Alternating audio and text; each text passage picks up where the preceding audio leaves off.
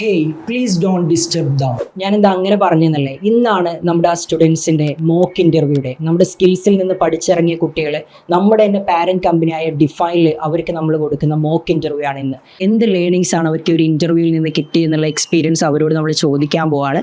So നമുക്ക് അവരുടെ അടുത്തേക്ക് പോവാം. നമ്മൾ ഈ ഒരു ഇൻ്റർവ്യൂ ഇവിടെ മോക്ക് ഇൻ്റർവ്യൂ അറ്റൻഡ് ചെയ്ത്, അപ്പോൾ ഈ ഒരു ഇൻ്റർവ്യൂ അറ്റൻഡ് ചെയ്ത സമയത്ത് നമുക്ക് കുറേ എക്സ്പെക്ടേഷൻസ് ഉണ്ടാവും ഒരു ഇൻ്റർവ്യൂ അറ്റൻഡ് ചെയ്യുന്ന സമയത്ത്. അപ്പോൾ ഏറ്റവും ബെറ്റർ ആയിട്ട് തോന്നിയ ഒരു കാര്യം എന്തായിരുന്നു? കോഴ്സ് കംപ്ലീറ്റ് ആയതിനു ശേഷം ജസ്റ്റ് ഒരു ഇൻ്റർവ്യൂ ഉണ്ട്, മോക്ക് ഇൻ്റർവ്യൂ ഉണ്ട്, അത് അറ്റൻഡ് ചെയ്യാനുള്ള രീതിക്കാണ് വന്നത്. അത്ര ഒഫീഷ്യലായിട്ട് ഇങ്ങനെ ഡീറ്റെയിൽ ആയിട്ട് പറഞ്ഞിരുന്നൊന്നും എക്സ്പെക്ട് ചെയ്തിട്ടില്ല. ഫസ്റ്റ് ടൈമാണ് ഇൻ്റർവ്യൂ അറ്റൻഡ് ചെയ്യുന്നത്. അപ്പോൾ അതിൻ്റെതായിട്ടുള്ള മിസ്റ്റേക്സും കാര്യങ്ങളൊക്കെ ഉണ്ടായിരുന്നു. അതൊക്കെ ഒന്നുകൂടി ഇമ്പ്രൂവ് ആക്കാൻ പറ്റി. എല്ലാ കാര്യങ്ങളും നന്നായിട്ട് പറഞ്ഞു തന്നു. സാർ പറഞ്ഞൊരു കാര്യം എന്താണെന്ന് വെച്ചാൽ നമ്മളെ വിൽക്കുക എന്നുള്ളതാണ്. അപ്പം ഇതുവരെ കേൾക്കാത്തൊരു കാര്യമാണ് നമ്മളെ വിൽക്കുക എന്നുള്ളത്. അപ്പം നമ്മൾ അത്രയും അടിപൊളിയായിട്ട് വേണം അവിടെ പ്രസൻറ്റ് ചെയ്യാൻ എന്നുള്ളത്. അതിൻ്റെ ഇമ്പോർട്ടൻസിനെ പറ്റി മനസ്സിലാക്കാൻ പറ്റുന്നത്. എൻ്റെ ഒരു വീക്ക്നെസ്സിൻ്റെ സംഭവം എന്തായിരുന്നു, കമ്മ്യൂണിക്കേഷൻ്റെതായിട്ടാണ് ഉണ്ടായിരുന്നത്.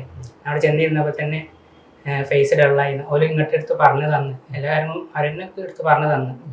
അപ്പോൾ അതാണ് എൻ്റെ കാര്യത്തിൽ ഒന്ന് ഇമ്പ്രൂവ്മെൻറ്റ് ചെയ്യാൻ തോന്നിയത്.